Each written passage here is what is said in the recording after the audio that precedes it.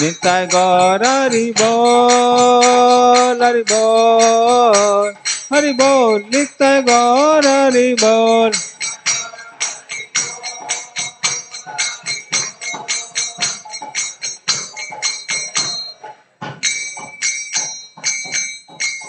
हरिनाम संकीर्तन की, श्री गोपाल की। किस नंबर है?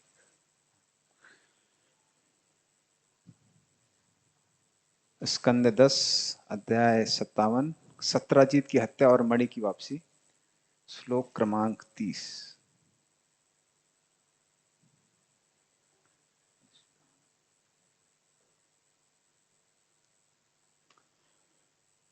अक्रूरे प्रोसिते अरिष्टान्य आसन वे द्वारे कौकसा शारीरा मनसा सप्तापा मुहुर्दैविक भौतिकाः। अक्रूरे प्रोसिते अरिष्टान्य आसन वे द्वारे कौकसा शारीरा मनसास्तापा मुहुर्दैविक भौतिकाः। अक्रूरे प्रोसिते अरिष्टान्य आसन वे द्वारे कौकसा शारीरा मानसास्तापा मुहुर्दैविक भौतिकाः।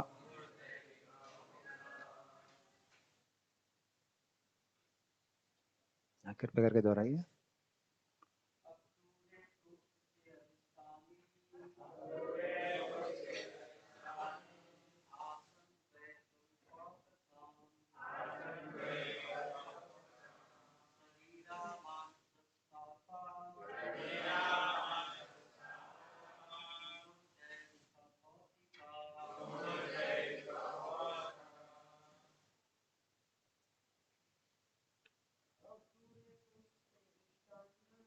अक्रूरे प्रोसिते अरिष्टान्य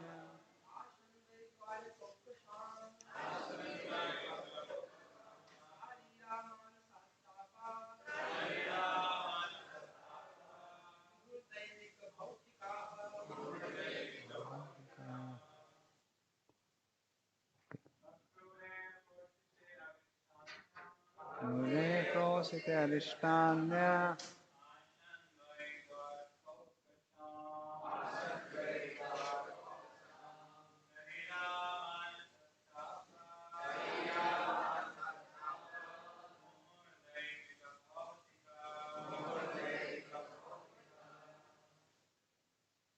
माता जी। अक्रूरे प्रोसिते अरिष्टान्य आसन वे द्वारे कौकसा मानसस्तापा मुहुर्दैविक भौतिका। अक्रूरे प्रोसिते अरिष्टान्य आसन वे द्वारे कौकसा मानसस्तापा मुहुर्दैविक भौतिका। हरे कृष्ण। शब्दार्थ। अक्रूरे, अक्रूर के, प्रोसिते, प्रवास में रहते हुए, अरिष्टानी, अपशकुन, आसन, उत्पन्न हुए, मैं, निसंदेह, द्वारका औकसाम, द्वारका वासियों के लिए, शारीराहा, शारीरिक, मानसहा, तथा मानसिक, तापहा, कष्ट, मुहु, बारंबार, दैविक, उच्चतर शक्तियों द्वारा उत्पन्न, भौतिकाः, अन्य प्राणियों द्वारा उत्पन्न। भावार्थ और तात्पर्य शिल्पोपाद के शिष्य द्वारा शिल्पोपाद की। भावार्थ, अक्रूर की अनुपस्थिति में द्वारका में तमाम अपशकुन होने लगे और वहां के निवासी शारीरिक तथा मानसिक कष्टों के अतिरिक्त आधि दैविक तथा आधि भौतिक उत्पादों को भी त्रस्त रहने लगे। तात्पर्य, यहाँ पर दैविक शब्द दैवी जीवों द्वारा उत्पन्न उत्पादों का सूचक है। ये उत्पाद प्रायः भूकंप, समुद्री लहरों या खराब मौसम के रूप में प्रकट होते हैं। आजकल भौतिकवादी मनुष्य इन उत्पादों को पार्थिव कारणों से उत्पन्न मानते हैं। वे इस बात को समझ नहीं पाते कि ये उच्चतर जीवों देवताओं की ओर से दिए जाने वाले दंड होते हैं। भौतिका शब्द पृथ्वी के प्राणियों द्वारा यथा मनुष्यों, पशुओं तथा कीटों द्वारा दिए जाने वाले कष्टों का सूचक है।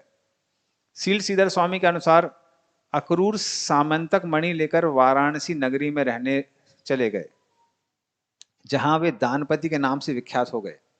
वहां उन्होंने सोने की वेदिकाओं में सुयोग्य पंडितों की व्यापक सभा में कई अग्नि यज्ञ संपन्न किए। द्वारका के कुछ नागरिकों को ऐसा अनुभव हुआ कि ये असामान्य विपत्तियां अक्रूर की अनुपस्थिति से उत्पन्न हैं। वे ये भूल गए कि, जैसे अगले श्लोक में वर्णित है, द्वारका में भगवान की उपस्थिति होने के कारण ऐसा होना असंभव था। जब श्री भगवान इस धरा पर आते हैं तो उनकी लीलाएं मनुष्य जैसी होती हैं। फलतः निकटता से अवज्ञा पनपती है, वाला सिद्धांत निर्धारित होने लगता है। ऐसा प्रतीत होता है कि अनेक संतों के जीवन के दौरान तथा ईश्वर के अवतारों के समय हमेशा कुछ मनुष्य ऐसे होते हैं जो अपने बीच ऐसे महापुरुषों के पद की प्रशंसा नहीं कर पाते या केवल यदा कदा करते हैं। किंतु दूसरी ओर भाग्यशाली तथा प्रबुद्ध मनुष्य जो श्री भगवान तथा उनके पार्षदों की वास्तविक स्थिति से परिचित होते हैं, वे परम धन्य हैं। ओम अज्ञानतिमिरन्धस्य ज्ञानाञ्जनशलाकया चक्षुरुन्मिलितं येन तस्मै श्रीगुरवे नमः। श्रीचैतन्यमनोभीष्टं स्थापितं येन भूतले स्वयं रूप कदा मह्यं ददाति सा पदान्तिकं। वन्देऽहं श्रीगुरोः श्रीयुतापदकमलं श्रीगुरून् वैष्णवांश्च। श्रीरूपं सागरजातं सहगना रघुनाथामितं तं सजीवं साद्वैतं सावधूतं परिजना सहितं कृष्ण चैतन्य देवं श्री राधा कृष्ण पादान सगना ललिता श्री विशाखावतांस। नमो विष्णुपादाय कृष्णापृष्ठाय भूतले श्रीमते भक्तिवेदांत स्वामिनिति नामने। नमस्ते सरस्वते देवे गौरवाणी प्रचारिणे निर्विशेषा शून्यवादी पाश्चात्य देशतारिणे। वाञ्छाकल्पतरुभ्यश्च कृपा सिन्धुभ्येव च पतितानां पावनेभ्यो वैष्णवेभ्यो नमो नमः। नमो महावदन्याय कृष्ण प्रेम प्रदायते कृष्णाय कृष्ण चैतन्य नामने गौरचसे नमः। हे कृष्णा करुणा सिंधु दीनबंधु जगतपते गोपेश गोपिका कांता राधा कांता नमस्ते। तप्त कांचन गौरांगी श्री राधे वृंदावनेश्वरी वृषभानुसुते देवी प्रणमामि हरिप्रिये। नीलाचल निवासाय नित्याय परमात्मने बलभद्र सुभद्राभ्याम जगन्नाथाय ते नमः। जय श्री कृष्ण चैतन्य प्रभु नित्यानंद श्री अद्वैत गदाधर शिवासादि गौर भक्तवृंद।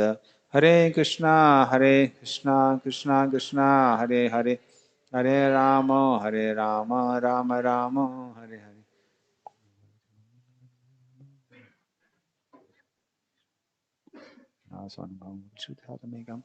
अध्यात्मदीवशतां तं वन्दं संसारिणां करुणा पुराणगुह्यं तं व्याससूनुमोपयामि गुरुं मुनीनां।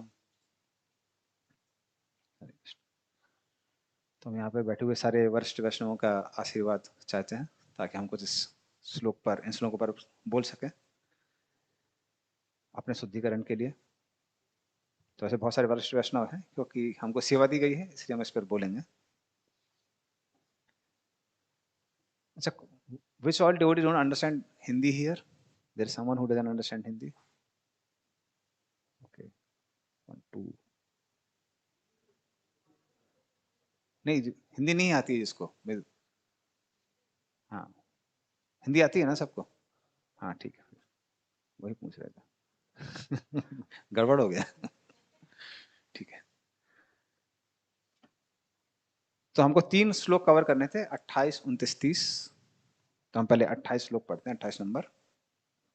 तथा सा कारयामासा क्रिया बंधोरह तस्य वै साकाम सुहृदवेर भगवान या स्यु सांपरायकी। तो उसका अर्थ इस तरह से है। तब भगवान श्री कृष्ण ने अपने मृत संबंधी सत्यजीत के लिए विविध अंतिम संस्कार संपन्न कराए। श्री भगवान परिवार के शुचिंतकों के साथ सब यात्रा में सम्मिलित हुए। तो इसका थोड़ा हम बैकग्राउंड बता देते हैं, जो भक्त जिनको ये कथा पता नहीं है। तो वैसे पहले के जो लोग रेगुलर अटेंड कर रहे हैं उनको पता है कि कैसे ये सामंतक मणि सत्यजीत को प्राप्त होती है। सत्यजीत कौन है? वो द्वारका की ही निवासी है, लेकिन वो सूर्य भगवान के की पूजा करते थे। और इस तरह से सूर्यदेव प्रसन्न होकर उनको 2 रत्न देते हैं। एक है पुत्री, जिनका नाम था सत्यभामा, जो कि राधा रानी का एक विस्तार है द्वारका में। और सामंतक मणि, तो पिछली बार जब हमने क्लास थी तो सामंतक मणि की भी कथा बताई थी, कैसे ये सामंतक मणि भगवान की नित्य मणि है, लेकिन कुबेर का जो पार्षद था शंखचूड़, वो उसको लेकर घूम रहा था। तो जब वो गोपियों के साथ अभद्र व्यवहार करता है, तब कृष्ण उसको मार देते हैं और ये मणि उससे ले लेते हैं। ये मणि उसके बाद में जाती है, कृष्ण देते हैं बलराम जी को, बलराम जी देते हैं राधा रानी को। और राधा रानी जब अपना विस्तार करती हैं तो उसको लेकर सूर्य लोक में जाती हैं। तो इस तरह से सूर्य लोक से सत्यभामा और जो ये मणि थी, दोनों एक साथ सत्यजीत को प्राप्त होती है। तो जब कृष्ण को पता होता है कि सत्यजीत के पास ये मणि है, वो उनसे आग्रह करते हैं कि आप मणि कृपया करके सम्राट को दे दीजिए, महाराज को दे दीजिए, उग्रसेन को। क्योंकि ये जो बहुत मूल्यवान वस्तु होती है, उसके पीछे बहुत लोग पड़े रहते हैं, और जिसके पास उसको सुरक्षा देने की क्षमता है उसी को रखना चाहिए। हाँ, तो ये इस बिंदु पर, इस पॉइंट पर हमने विस्तार किया था लास्ट टाइम। लेकिन सत्यजीत मानता नहीं है, और वैसा ही होता है। उसका भाई जब प्रसेन उसको गले में लेकर वन की ओर आखेट करने जाता है, उस समय एक शेर उसको मार देता है और इस मणि को ले लेता है। उस समय जो भगवान राम के पार्षद हैं जामवंत, जामवंत उसको देखते हैं, एक थप्पड़ में शेर को मार देते हैं और उसको मणि को लेके अपने पास चले जाते हैं। लेकिन भगवान के भक्तों को मणि के मारने के से ज्यादा मतलब नहीं होता है, धन से ज्यादा लेना देना नहीं होता है, जब तक वो भगवान की सेवा में नहीं लगाया जाए। और क्योंकि वो अभी वन में थे, गुफा के अंदर थे, सेवा करने की कोई बात ही नहीं थी, तो अपने बच्चे को दे दिया खेलने के लिए। तो उनका बच्चा उसको खिलौने की तरह खेलता था। और यहाँ पर सत्यजीत ने सब जगह अफवाह उड़ा दी कि कृष्ण ने प्रसेन को मार के ये मणि चुरा ली है। तो इस तरह से कृष्ण के ऊपर कलंक लग जाता है, और कृष्ण उस कलंक को मिटाने के लिए सारे द्वारिका वासियों के साथ उस मणि को ढूंढने के लिए निकलते हैं। वो उस स्थान पर पहुंचते हैं जहां प्रसेन मरा हुआ था। पास में देखते हैं वो शेर मरा हुआ था, और फिर वो देखते हैं पास में ही गुफा है। गुफा क्योंकि बहुत गहरी थी, तो कृष्ण क्या करते हैं, सबसे कहते हैं अब यहाँ पे प्रतीक्षा करिए, हम अंदर जाते हैं। तो कृष्ण अंदर जाते हैं और वहां देखते हैं कि छोटा सा बच्चा सामंतक मणि के साथ खेल रहा है। और जैसे ही ये बच्चा देखता है कि कृष्ण आए हैं, उस मणि को देख के रोना चालू कर देता है। उसको लगता है हमारा खिलौना छीनने के लिए आए, जिसको देखकर वहां पर जामवंत आ जाते हैं। और जामवंत के साथ कृष्ण का 28 दिन तक लगातार मल्ल युद्ध होता है, दोनों लोग कुश्ती करते हैं। 28 दिन तक युद्ध करने के बाद में जामवंत थक जाते हैं, लेकिन कृष्ण थकते नहीं है, क्योंकि कृष्ण का शरीर बना है सच्चिदानंद। तो इस तरह से जामवंत की सेवा से प्रसन्न होकर कृष्ण वहां पर रुक जाते हैं। और जामवंत उसके बाद में समझ जाते हैं कि ये हमारे भगवान राम ही हैं, क्योंकि 28 दिन युद्ध करके बिना खाए पिए, हाँ, तो कोई युद्ध कर रहा है मतलब कुछ तो विशेष है। इसका शरीर भौतिक शरीर नहीं है, क्योंकि भौतिक शरीर क्या है, उसकी क्षमता सीमित है। जैसे कई लोग बहुत रोते भी हैं, लेकिन उनका अनुभव है कुछ समय रोने के बाद में, आप 3-4 घंटे 5 घंटे रोएंगे तो आंसू सूख जाते हैं, पानी नहीं बचता अंदर। तो रोना भी बंद हो जाता है। या फिर आप बहुत लड़ रहे हैं तो थक जाते हैं, तो वो समझ जाते हैं कि ये हमारे भगवान राम है, और फिर कृष्ण उनको अपना विवरण देते हैं कि हम आपके भगवान ही हैं। और फिर जामवंत वो मणि देते हैं और साथ में अपनी पुत्री भी देते हैं, जामवंती। इस तरह से कृष्ण को अपनी दूसरी पत्नी प्राप्त होती है। पहली पत्नी थी रुक्मिणी, तो ये दूसरी नहीं, सत्यभामा नहीं, जामवंती, जामवन की पुत्री, तो ये दूसरी पुत्री। और फिर उसके बाद में कृष्ण उसको मणि को लेके वो सत्यराजीत को वापस कर देते हैं। सत्यराजीत कहता है नहीं नहीं नहीं नहीं, हमने आपके ऊपर कलंक लगाया है, इसके प्रायश्चित स्वरूप हम क्या करेंगे, आपको अपनी कन्या भी देंगे सत्यभामा, जो कृष्ण की तीसरी पत्नी है अभी, और ये मणि भी देंगे। कृष्ण को समझ में आता है कि सत्यराजीत अभी भी सामंतक मणि से आसक्त है, इसलिए कृष्ण क्या करते हैं, वो मणि को वापस दे देते हैं। सत्यराजीत भी रख लेते हैं, मन में तो कर लग ही रहा था। लेकिन यहाँ पर अक्रूर जी और कृतवर्मा, तो उनको अंदर से अच्छा नहीं लग रहा था कि सत्यराजीत ने कृष्ण का क्या किया है इतना ज्यादा, हाँ, अनादर किया है, उनके बारे में बुरा भला बोला है। तो ये अंदर ही अंदर चल रहा था, लेकिन बाहर से तो कुछ और कारण चाहिए ना। तो विश्वनाथ चक्रवर्ती ठाकुर बोलते हैं ये आंतरिक कारण था, कि उनको खराब लग रहा था कि ये लोग ऐसा क्यों कर रहे हैं ना, ये इसने भगवान के बारे में बुरा भला क्यों बोला। लेकिन बाहरी रूप से वो दिखाते हैं, कहते हैं कि ये जो सत्यराजीत एक नंबर का बदमाश है, और ये सबसे कृतवर्मा से कह चुका था कि हम सत्यभामा की शादी आपसे करा देंगे। अक्रूर जी से कह चुका था कि आपके बेटे से शादी करा देंगे। तो ऐसे करके बहुत लोगों से प्रॉमिस कर चुका था। तो बोले कि सत्यराजीत एक नंबर का बदमाश है, इसलिए आप क्या करिए, ये आदमी यहाँ पे द्वारका में रहने लायक नहीं है, और उनको पंप कर देते हैं सत्यधनवा को। कहते हैं कि आप इस मणि के असली अधिकारी हैं, क्योंकि आपको भी बोला था कि आपसे शादी करा देंगे। तो ठीक है, पुत्री नहीं मिली तो मणि सही, कुछ तो कॉम्प्रोमाइज होना चाहिए, क्योंकि जो आदमी ने प्रॉमिस किया उसको तो पूरा करना चाहिए ना। तो सत्यभामा भी पूरा कन्विंस हो जाता है, और कन्विंस होके वहां पर सत्यराजीत का मर्डर कर देता है। उस समय कृष्ण और बलराम उत्तर की दिशा में गए हुए थे, हस्तिनापुर में गए हुए थे। और यहाँ पे जब उसका मर्डर हो जाता है सत्यराजीत का, तो सत्यभामा बहुत रोने लगती है, विलाप करने लगती है, और वो उनके शरीर को प्रिजर्व करके रखती है ताकि अंत्येष्टि होगी। और जहाँ कृष्ण और बलराम को जब पता चलता है, अब कृष्ण को सब पता था, लेकिन फिर भी रोना चालू कर देते हैं, किनारे हमारे ससुर जी चले गए, सत्यराजीत चला गया। तो वो विलाप करते हैं, विलाप करते करते वहां पर आते हैं, और फिर कृष्ण यहाँ पर यहाँ पे जैसे लिखा हुआ है 27 नंबर, सॉरी 28 नंबर है ना, 20, 29, 30।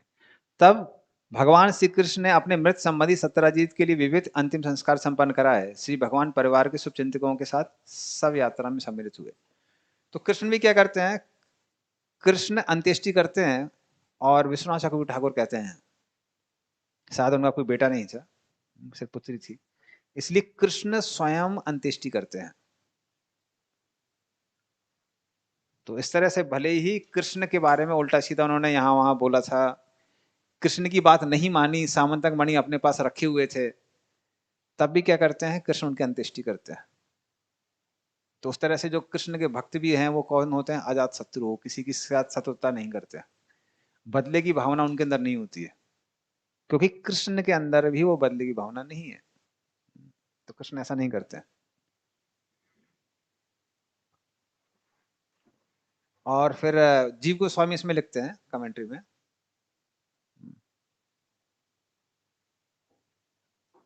कि वो सत्य भावना द्वारा वो कराते हैं, जो भी अंत्येष्टि क्रियाएं होती हैं। और सनातन गोस्वामी यहाँ लिखते हैं कि वो सत्य भामा में या फिर उनके जो पुजारी थे उन्होंने की अंत्येष्टि क्रिया। फिर वो कहते हैं कि ऐसा कृष्ण ने क्यों किया, क्योंकि भगवान होने की वजह से वो क्या करते हैं, भगवान होने की वजह से वो सबके लिए एक उदाहरण प्रस्तुत करना चाहते हैं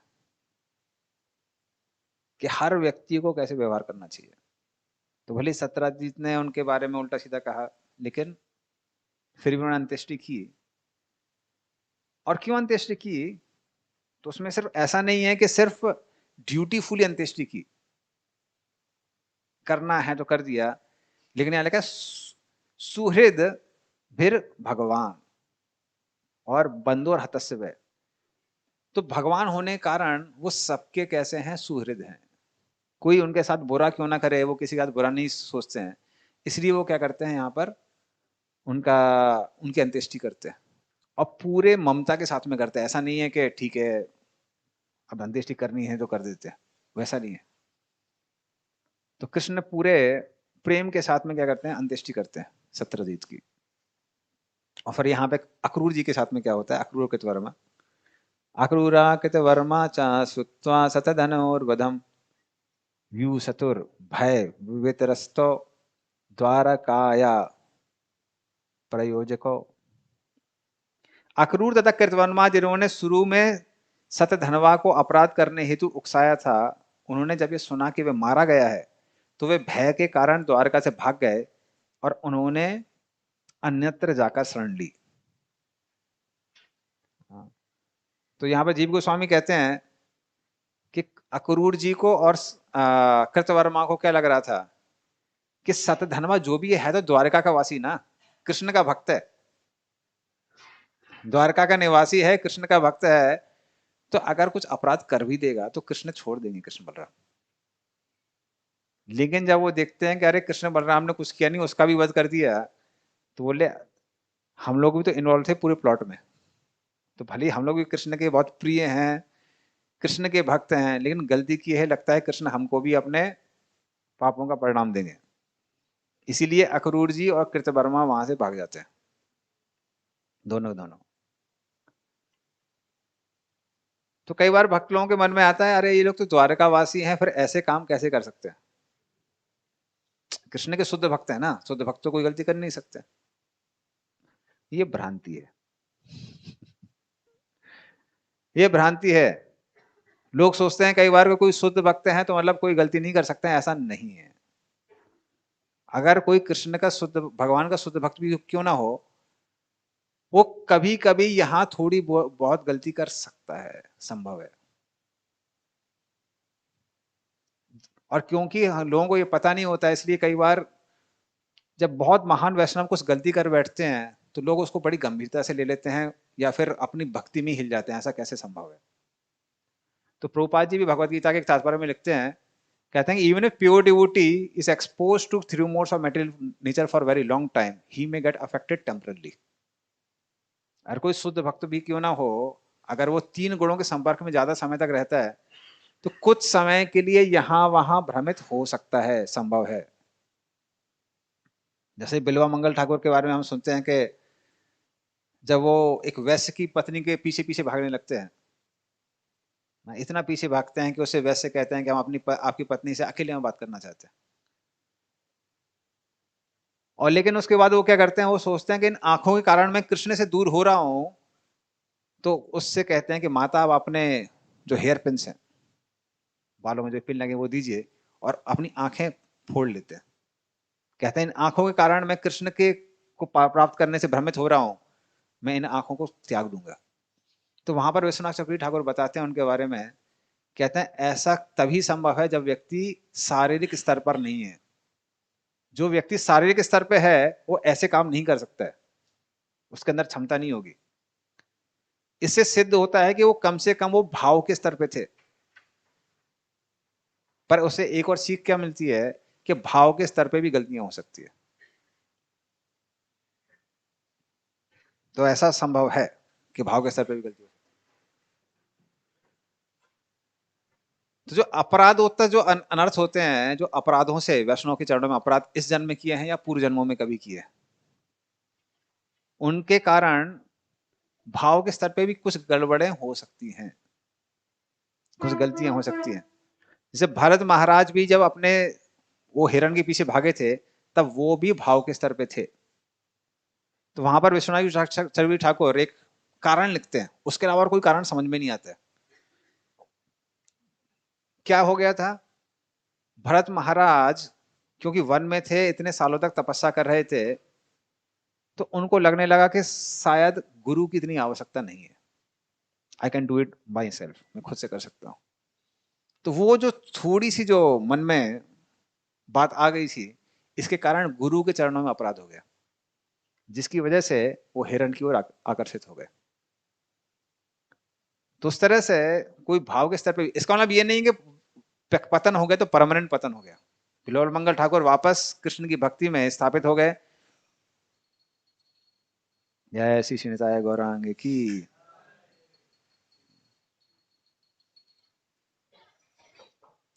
और बिल्वा मंगल ठाकुर भी, हाँ बिल्वा मंगल ठाकुर अपने उस पे हो गए, स्थापित हो गए। और भरत महाराज भी, भले ही उनको हिरण का शरीर प्राप्त क्यों ना हुआ हो, हिरण की शरीर में भी वो भक्ति कर रहे थे। पुलस्त ऋषि के आश्रम में जाकर वहां पर सूखे पत्ते खा रहे थे और श्रवण किया करते थे, भक्तों के संग में रहा करते थे। साधारण हिरण भक्ति नहीं कर सकता है, पर वो भक्ति कर पा रहे थे। इस तरह से कृष्ण की भक्ति में कोई रुकावट नहीं आती है, लेकिन एक शुद्ध भक्ति के स्तर पे भी व्यक्ति गलतियां कर सकता है, संभव है। जो लोग ये नहीं समझते हैं, वो कई बार क्या हो जाता है, वो उनकी जड़ें ही हिल जाती है। मात्र कृष्ण ही मायाधीश हैं, बाकी कोई मायाधीश नहीं है इस संसार में। जीव हमेशा मायाधीन ही रहता है। वो बात अलग है कि वो आप महामाया के अंडर में है या योग माया के अंडर में, किसके अंडर में। मायाधीश एक ही व्यक्ति है, कृष्ण है। कृष्ण के अलावा कोई मायाधीश नहीं है। तो ये जीव, साधारण जीव में और भगवान में क्या है, अंतर है। तो इस तरह से अक्रूर जी और कृतवर्मा के साथ भी ऐसा होता है। क्यों होता है? उन्होंने भी कुछ अपराध किए थे। तो शुद्ध भक्ति के स्तर पे भी अपराध क्या होते हैं, अपराध गड़बड़ कर जाते हैं, कोई व्यक्ति एकदम शुद्ध भक्त क्यों ना हो। अक्रूर जी ने क्या अपराध किया था? अक्रूर जी ने अपराध ये किया था कि जब, पहली बात तो कृष्ण को वृंदावन से द्वारका लेके गए, नहीं सॉरी द्वारका नहीं, मथुरा लेके गए, वृंदावन से मथुरा लेके गए। दूसरी बात, ऊपर से क्या हुआ, जब गोपियां वहां पर रो रो के गिर रही थी, तो हमारे आचार्य लोग बोलते हैं कम से कम अक्रूर जी को क्या करना चाहिए था, उनको सांत्वना देनी चाहिए थी। पर अक्रूर जी ने वो भी नहीं किया, उनको सांत्वना भी नहीं दी, बल्कि तुरंत रथ को वो आगे लेके चले गए। तो ये जो अपराध था गोपियों के चरणों में, उसके कारण, क्योंकि उन्होंने कृष्ण को गोपियों से अलग किया था, उनको भी कृष्ण से अलग होना पड़ता है। उनको भी कृष्ण से अलग होना पड़ता है। उनको भी द्वारका छोड़ के काशी में निवास करना पड़ता है। काशी वैसे उनका मामा का घर है, क्योंकि उनके पिता का नाम तो सफल्क। तो सफल्क जब काशी में आए, तो काशी में अकाल पड़ा हुआ था। लेकिन जब सफल्क ने वहां पर प्रवेश किया काशी की नगरी में, तो काशी की नगरी में बारिश होने लगी। तो जो काशी नरेश थे, काशी नरेश को समझ में आ गया कि ये सफल्क के कारण हुआ है, ये बहुत पुण्यवान आत्मा है, भगवान के बड़े भक्त हैं। इसलिए वो अपनी पुत्री की शादी सफल्क से कर देते हैं। तब से प्रसिद्ध हो गया कि सफल्क जहां रहते हैं वहां पर कोई भी आपदा नहीं आएगी। तो द्वारकावासी भी सोचते हैं, इसलिए अक्रूर जी जहां रहेंगे वहां कोई भी दैवी आपदा नहीं आएगी। और यहाँ पे तो अक्रूर जी तो डरे हुए थे, डर के वहां चले जाते हैं काशी में। और क्योंकि सामंतक मणि उनके पास में थी, तो इतना सारा 170 pounds of gold every day, 170 pound gold निकल रहा था डेली, करोड़ों का माल निकल रहा था। तो इसलिए वो बहुत यज्ञ कर रहे थे, दान कर रहे थे। तो धन जब एक गलत व्यक्ति के हाथ में आता है, वो उसका दुरुपयोग करता है। साधारणतः अगर कोई भक्त नहीं है, धन ज्यादा आ जाता है, तो लोग क्या करते हैं, दारू पीने लगते हैं, गलत काम करने लगते हैं। न्यू ईयर में भी आपने देखा होगा, न्यू ईयर भक्त लोग कुछ और करते हैं, भक्त लोग यहाँ रात को कीर्तन कर रहे थे, गोविंद गोस्पू। और जो भक्त नहीं है, वो वहां पे दारू पी रहे थे शाहपुर जी में।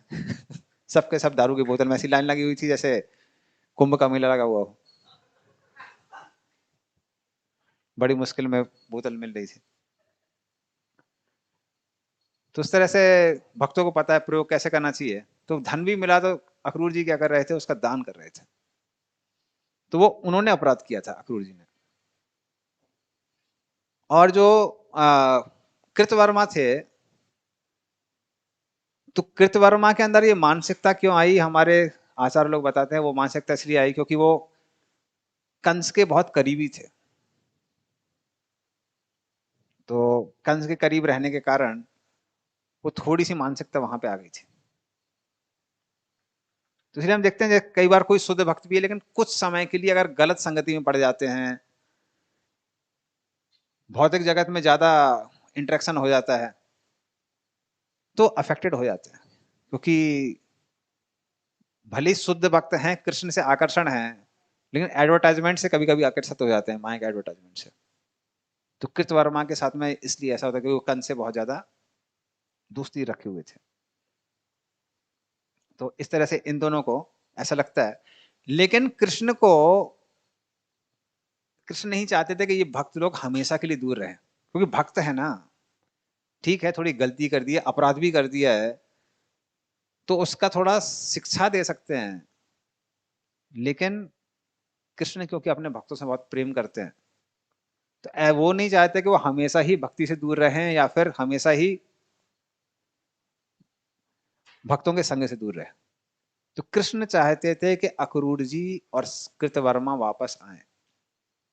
इसलिए कृष्ण जानबूझ के क्या करते हैं, ये हमारे आचार्य गणांगे बताते हैं, जानबूझ के वहां पर भूकंप वगैरह करते हैं, भूकंप करते हैं, अलग अलग अपशकुन आने लगते हैं, जिसके कारण द्वारका वासियों को लगता है कि अक्रूर जी नहीं है इसलिए ये सब हो रहा है।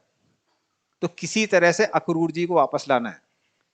और जब वो बोलेंगे कि अक्रूर जी को वापस लेके आना है, तो कृष्ण क्या करेंगे, अक्रूर जी को वापस लाने के लिए संदेश भेजेंगे, वापस आने के लिए। तो जानबूझ के कृष्ण ऐसा कर रहे थे। क्योंकि देखिए अगर कृष्ण उनको पहले ही वापस लेके आते हैं, तो सब लोग बोलते हैं अरे देखो ये भी तो हत्यारा है ना, इसको छोड़ दिया, इसको अंदर लेके आए। लेकिन जो न्याय मांगने वाले हैं वही कह रहे हैं कि लेके आओ वापस, तो कोई कुछ बोल नहीं सकता है ना। तो कृष्ण भी बहुत बुद्धिमान है, उनको पता है किसके साथ क्या करना है। क्योंकि जो लोग कंप्लेन करने वाले हैं वही डिमांड कर रहे हैं अभी, अक्रूर जी को वापस लेके आइए। तो इसलिए वो लोग क्या करते हैं, वो लोग कृष्ण से आग्रह करते हैं, और बाद में कृष्ण इसलिए उनको लेके आएंगे। तो जानबूझ के कृष्ण कर रहे हैं। लेकिन यहाँ पर हमारे आचार्य लोग, जैसे कि हमने तात्पर्य में देखा, तो हम लोग जीव गोस्वामी को टिप्पणी सुन लेते हैं। हाँ, खैर जीव गोस्वामी वही बात लिखते हैं जो तात्पर्य में लिखी हुई है।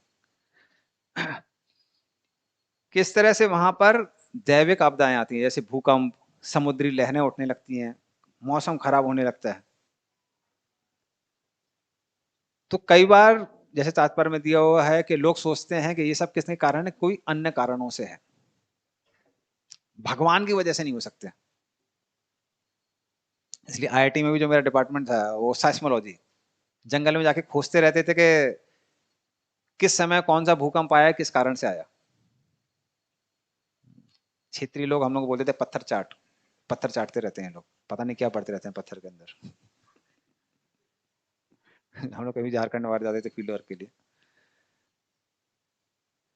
तो उसमें तो हम देखते हैं कि आजकल लोग शिक्षा ही इस तरह से प्राप्त करते हैं कि किसी तरह से भगवान नहीं होना चाहिए, कोई और कारण होना चाहिए। तो हो सकता है ये भी कारण हो, पर ये कारण किसके लिए कारण आए हैं, सर्व कारण कारणम, भगवान के कारण ही आए। तो जिसको बोलते हैं रिमोट कॉज और अल्टीमेट कॉज। तो रिमोट कॉज को हम ढूंढ सकते हैं, लेकिन अल्टीमेट कॉज भगवान स्वयं है। तो कृष्ण के कारण ही ये सब भूकंप आ रहे थे, इसलिए इनको दैविक आपदाएं बोलते हैं। दैविक मतलब ये देवी देवताओं द्वारा भेजी गई है। तो सबके कर्मों के अनुसार देवी देवता, ग्रह, नक्षत्र इत्यादि वो हमको अपने कर्मों का ही परिणाम देते हैं। बल्कि जन्म भी किसी कारण होता है, देवी देवता जो हमको कर्म देते हैं उसे कारण जन्म होता है। कर्मणा देव नेत्रेणा जंतुर्देहोपपते स्त्रिया प्रविष्ट उदरम पुंसोरेता कणाश्रया। तो कर्मणा देव नेत्रेणा, तो देवता हैं, उनकी निगरानी में व्यक्ति को एक परिवार प्राप्त होता है, और परिवार प्राप्त होते ही क्या क्या उसको पापों का परिणाम मिलने वाला है या फिर पुण्यों का फल मिलने वाला है, सुख भोगने वाला है, वो सब निर्धारित हो जाता है। तो ये सब का देवी देवताओं के कारण होता है, और जिनको किसने अपॉइंट किया है, कृष्ण ने ही किया है। हाँ, तो सर्व कारण कारण। तो ये आजकल लोग मानते नहीं है। लेकिन जो ये द्वारकावासी हैं, इनको ऐसा क्यों लगने लगता है कि कृष्ण के कारण नहीं है? किसके कारण है?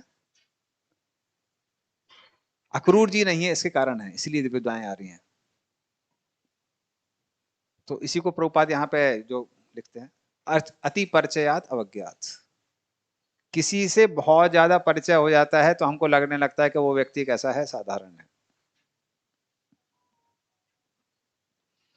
तो जहां तक शुद्ध भक्तों की बात आती है, उनके लिए वो अच्छा है, क्योंकि उससे क्या होता है, उससे कृष्ण से घनिष्ठता बढ़ती है, फ्रेंडशिप। जैसे व्रज में गर्ग मुनि आगे बोल चुके हैं कि ये नारायण सम, ये जो लड़का है वो नारायण जैसा ही है,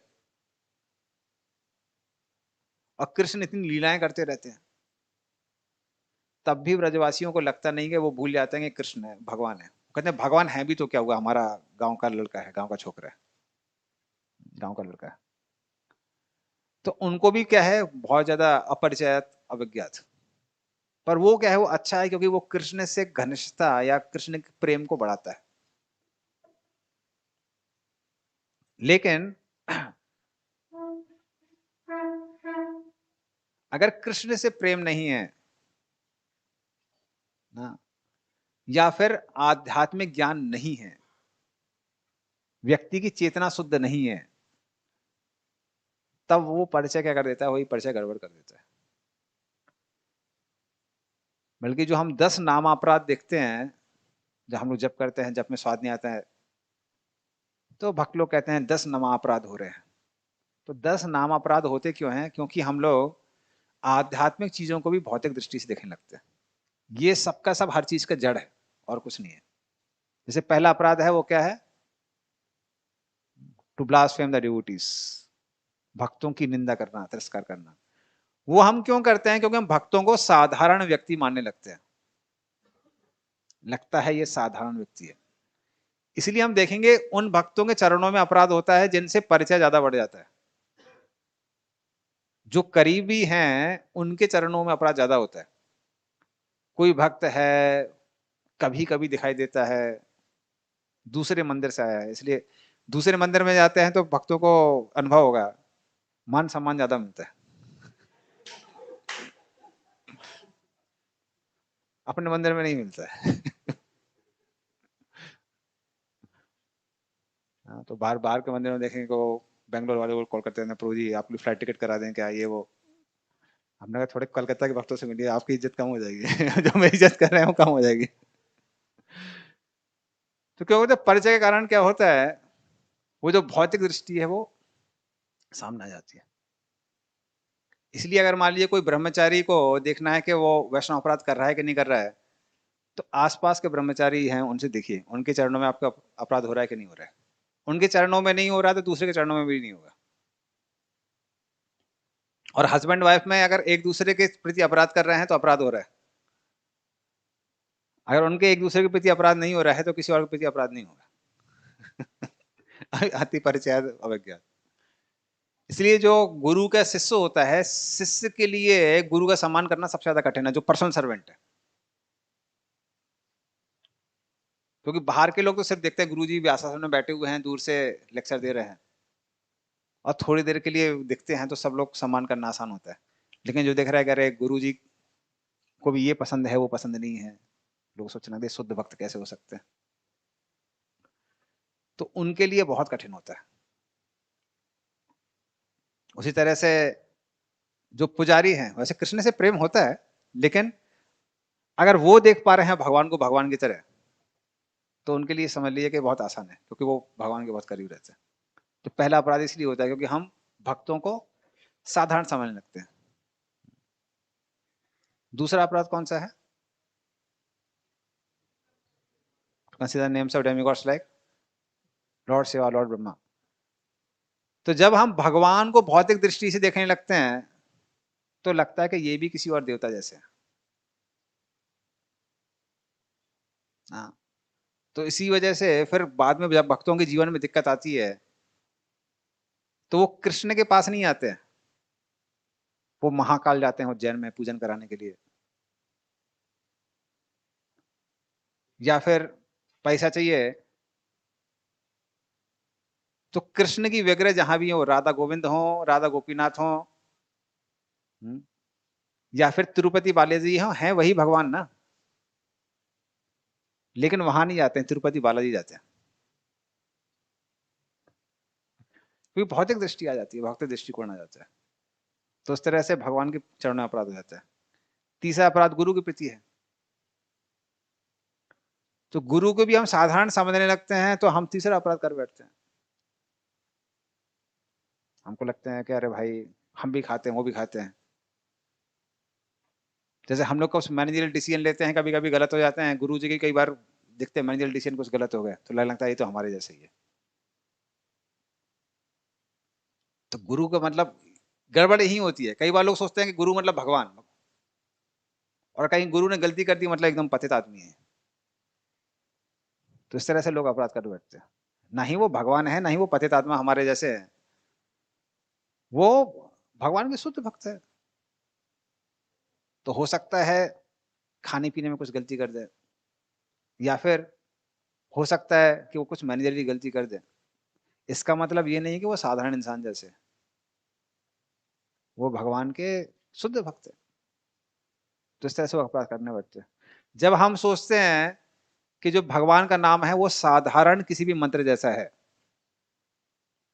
या फिर साधारण कोई भी शब्द जैसा है, तब हम क्या करते हैं, तब हम हमारा भगवान के नाम के प्रति जो ध्यान होता है वो कैसा हो जाता है, कम होने लगता है। इसलिए अगर नाम जप करने में ध्यान नहीं लग रहा है तो क्या करना चाहिए, नाम की महिमा के बारे में और सुनना चाहिए, ये समझने के लिए कि जो भगवान का नाम है वो कितना महान है। जिसके भी चरणों में अपराध हो रहा है, अगर वैष्णवों के चरणों में अपराध होना चाहिए तो वैष्णवों की प्रशंसा सुननी चाहिए, ताकि हमको पता चलेगा ये वैष्णव कितना महान है। भगवान के चरणों में अपराध हो रहा है तो भगवान की महिमा सुननी चाहिए, वो कितने महान है। हाँ? अगर मान लीजिए आप गुरु के चरणों में अपराध हो रहा है तो गुरु की महिमा सुननी चाहिए। उसी तरह से अगर भगवान के नाम के चरणों में अपराध हो रहा है तो भगवान के नाम की महिमा सुननी चाहिए। तो हम एकाग्रता पूर्वक क्या कर सकते हैं, भगवान का नाम कर सकते हैं। तो जहां भी अपराध हो रहा है, अपराध का एक ही सोल्यूशन है कि उसकी महिमा के बारे में सुनिए। हाँ, जैसे कुछ दिन में हम लोग के पेरेंट्स वगैरह बहुत एस्ट्रोलॉजी कर रहे थे, तो एस्ट्रोलॉजी के बहुत सारे सॉल्यूशन दिए जाते हैं, ये करना चाहिए, वो करना चाहिए, वो करना चाहिए। पर फिर एस्ट्रोलॉजी में भी सॉल्यूशन दिया है कि अगर मान लीजिए अगर आप भगवान का नाम कर रहे हैं, तो अगर आप भगवान का नाम कर रहे हैं तो वो सबसे ज्यादा शक्तिशाली है। क्योंकि आप अन्य और कोई भी चीज करते हैं उसका दुष्परिणाम ही मिल सकता है। जैसे कई बार लोग रत्न पहनते हैं, तो एक एस्ट्रोलॉजर बताया था कि रत्न से क्या होता है, पॉजिटिव और नेगेटिव इफेक्ट दोनों ही बढ़ जाते हैं।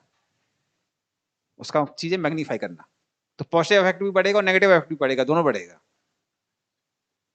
लेकिन भगवान का नाम ऐसा नाम है, ऐसी चीज है जिसका अच्छा परिणाम ही मिलता है, बुरा परिणाम नहीं मिलता है। इसलिए मेरी मदर ने एस्ट्रोलॉजर से पूछे थे, कर रही ये बहुत, मदर को लगता रहता है बच्चा हमेशा परेशान रहता है, तो उन्होंने बोला विष्णु सहस्त्र नाम करना चाहिए। तो हमने बताया अरे भाई, हम लोग तो हरे कृष्ण मंत्र कर रहे हैं, सहस्त्र नाम पुण्य नाम त्रियावर्तु यत् फलम एक वृत्ति तु कृष्ण से नाम एकम तत् प्रतिष्ठिति।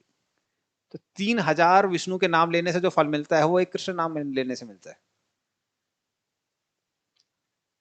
भगवान विष्णु के 1000 नाम लेने से जो फल मिलता है वो एक राम नाम मिलने से मिलता है, और दोनों का नाम इसी में हरे कृष्ण महामंत्र में है। कुछ और लेने की आवश्यकता है फिर बोले नहीं, जरूरत नहीं है। इसलिए जो हम कर रहे हैं उस पर हमारा भरोसा नहीं होता है तो क्या होता है, अपराध हो जाता है। हम चीजों को साधारण समझते हैं। इसलिए जो बहुत उन्नत भक्त हैं उनसे हमने सुना हुआ है, जैसे कि जन्माष्टमी प्रभु हैं जिन्होंने मायापुर इंस्टीट्यूट चालू किया था, तो मैं जप करने जाता हूँ, जब मायापुर जाता हूँ तो प्रभुपाद समाधि में वहाँ जप करता हूँ। तो मुझे बोल रहे थे, कह रहे थे कि भगवान का एक एक नाम कितना महत्वपूर्ण है। तो बोल रहे थे, how can I even imagine to be inattentive even for one name of Krishna. मैं कैसे कल्पना कर सकता हूं कि कृष्ण का नाम हो रहा है और मैं मन कहीं और है। ऐसा होने नहीं चाहिए। इसलिए भगवान के एक एक नाम में पूरा प्रयास करना चाहिए कि उसमें हम लोग एकदम रम जाए, वही ध्यान में रहे, कुछ और ध्यान में ना रहे। तो फिर मैं सोच रहा था कि मेरे मन में ऐसा क्यों नहीं आता है, क्योंकि नाम की महिमा पता नहीं है। क्योंकि उनको भगवान के नाम की महिमा पता है, इसलिए वो सोचते हैं कि मैं भगवान का नाम हो रहा है और मैं यहां वहां ध्यान कैसे भटका सकता हूं। इसलिए ये साधारण सॉल्यूशन है। जो भी अपराध हो रहे हैं, जिसके चरणों में अपराध हो रहे हैं उसकी महिमा का सुनिए। वैष्णव के चरणों में तो वैष्णव की महिमा, भगवान के चरणों में तो भगवान की महिमा। तो इस तरह से ये सुनते रहेंगे तो फिर क्या होगा, फिर अपराध नहीं होंगे। ये एक सिंपल सोल्यूशन है। तो व्रज यहाँ पे द्वारका वासी, हाँ, तो ये लोग भी सोच रहे थे कि ये अक्रूर के कारण हुआ है। लेकिन कृष्ण ने भी उनकी बुद्धि अपनी माया के द्वारा ढक दी थी। क्योंकि वो जब तक ऐसा सोचेंगे नहीं, तब तक अक्रूर जी को लाने के लिए बोलेंगे कैसे। तो योग माया के प्रभाव के कारण हो रहा था। तो जानबूझ के भगवान क्या करते हैं, ऐसा करते हैं। तो इस तरह से इस श्लोक में यही विवरण दिया गया है। तो 5 मिनट शेष है, किसी का कोई प्रश्न है तो प्रश्न पूछ सकता है।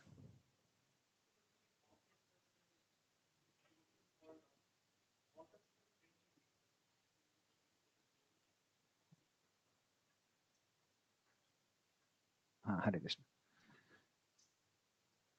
तो भाव के स्तर पे क्या होता है, भाव के स्तर पे अपराध उत्थ जो अनर्थ होते हैं, 4 तरह के होते हैं, सुकृत उत्तर, दुष्कृत उत्तर, भक्ति उत्तर, अपराध उत्तर। अपराध उत्तर वहां तक बचे रहते हैं भाव के स्तर पे। ये तब जाते हैं जब कृष्ण स्वयं आके आपके साथ हैंडशेक कर लेते हैं, मतलब आपके रिश्ते के अनुसार। माता पिता होंगे तो आंसू पूछेंगे आकर, वात्सल्य भाव होगा। तो इस तरह से जब कृष्ण का साक्षात्कार हो जाता है उसके बाद नहीं, अनर्थ नहीं रह जाते हैं। लेकिन उन भक्तों में भी कभी कभी भगवान कुछ त्रुटियां दिखा सकते हैं शिक्षा देने के लिए। जैसे भगवान शिव तो जीव तत्व ही नहीं है। भगवान शिव तो उनके 55 गुण हैं, जीव के मात्र 50 गुण होते हैं। फिर भी भगवान शिव मोहिनी मूर्ति के पीछे क्यों भागे। हम आचार्यों के माध्यम से देखते हैं कि वो तो कृष्ण की ओर आकर्षण था, वो माया की ओर आकर्षण नहीं था, वो कृष्ण की ओर आकर्षण था। तो उस तरह से वो पतन नहीं है। लेकिन अगर हम उसको भौतिक दृष्टि से देखेंगे तो क्या लगेगा, लगेगा अरे इनका पतन हो गया। तो अगर कोई और उपहास करता है शिव जी का, कुछ लोग इतने मूर्ख है मोहिनी मूर्ति का भी उपहास करते हैं, कहते शिव जी पीछे पड़ गए, मोहिनी मूर्ति को भागना पड़ा, ये वो, जैसे कोई अबला नारी है। तो कुछ लोग एक इतनी घटिया मेंटेलिटी के, तो वो तो गिनती नहीं है।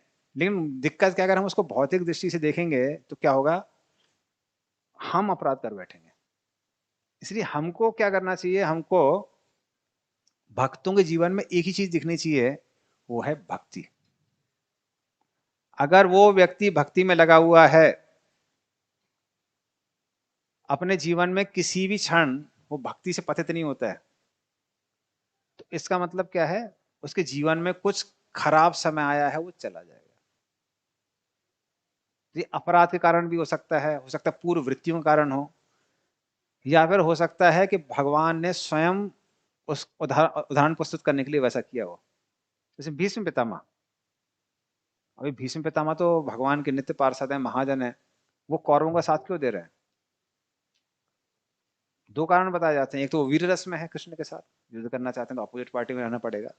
और दूसरा कारण है कि कृष्ण दिखाना चाहते थे कि अगर कोई वैष्णवों के चरणों में अपराध करेगा, द्रौपदी के चरणों में जब अपराध हुआ तो भीष्म पितामह कुछ बोले नहीं, तो उसको क्या होगा, उसका ऐसे ही अंत होगा। तो कृष्ण शिक्षा दे रहे हैं। तो कई बार भक्तों के माध्यम से भगवान कुछ शिक्षा देना चाहते हैं, और शुद्ध भक्त भी कुछ गलती कर सकते हैं।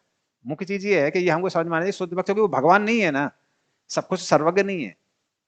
जैसे अगर कोई शुद्ध भक्त को आगे पूछिए कि महाराज आप तो शुद्ध भक्त हैं, बताइए ये बिल्डिंग बनाने में कितने बोरा सीमेंट लगा हुआ है? महाराज बोले भाई सिविल इंजीनियर थोड़ी ना हो। कृष्ण सबका उत्तर दे सकते हैं। सिविल इंजीनियर गलती कर सकता है, कृष्ण नहीं कर सकते काउंटिंग में, लेकिन एक शुद्ध भक्त कर सकता है।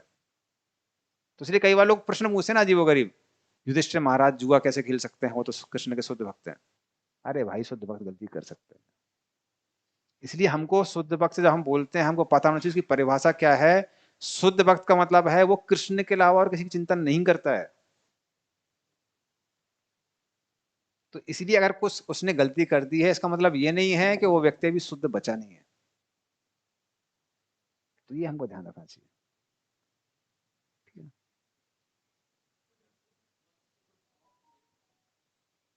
अक्रूर जो भगवान के वो हैं नित्य पार्षद है, उनसे तो गलती की संभावना है ही नहीं। लेकिन फिर भी क्योंकि गोपियों के चरणों में अपराध हुआ था, तो कृष्ण ने बोला कि हाँ भाई इनको भी थोड़ा सा अलग रहना चाहिए।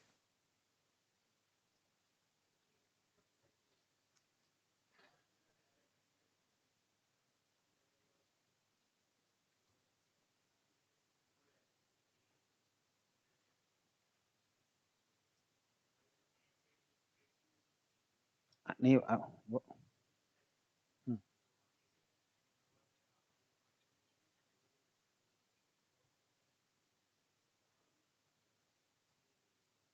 familiarity breeds contempt on a level, material level, not on a spiritual level. वही तो मैं यहाँ समझा रहा था। जब तक हम शुद्ध भक्त नहीं हैं, तब तक हम, अगर फैमिलिटी बढ़ जाती है, हम चीजों को भौतिक दृष्टि से देखते हैं और क्या होता है, गलती हो जाती है। आध्यात्मिक दृष्टिकोण में जब प्रेम बढ़ जाता है, प्रेम के कारण व्यक्ति भूल जाता है कि भगवान भगवान है, तो वो क्या करता है, वो घनिष्ठता को बढ़ाता है। क्योंकि अगर पता रहेगा ये भगवान है तो आप उनके करीब कैसे जाएंगे। जैसा भगवान को भोग लगा रहे हैं और आप याद करते हैं भगवान तो आत्माराम है।